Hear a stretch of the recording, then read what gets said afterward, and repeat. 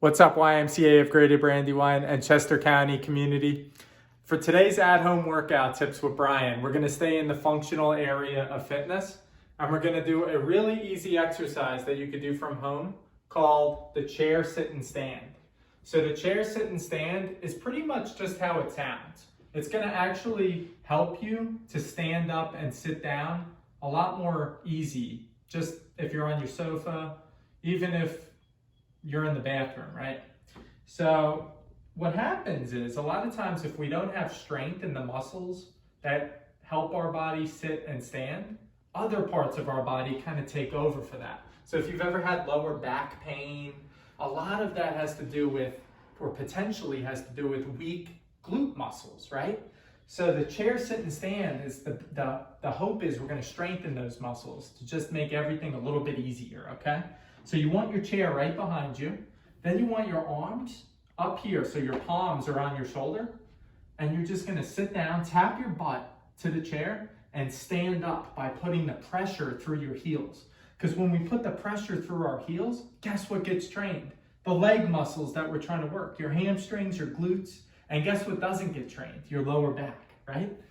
So I'm going to come down here, tap my butt, put the pressure through my heels. Then I'm gonna actually actively squeeze my glutes, so squeeze my butt when I stand up.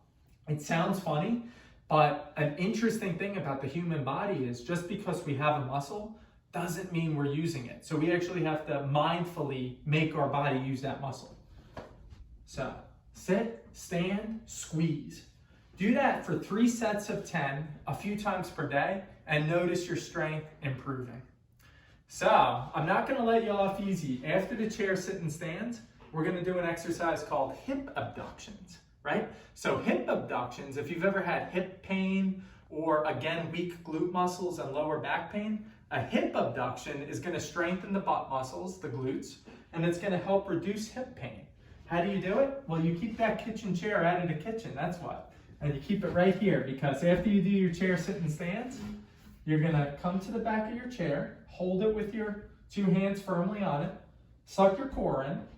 Now I'm going to take my right leg first and I'm going to swing it out to the side, nice and controlled and nice and slow, keeping my toes pointed straight.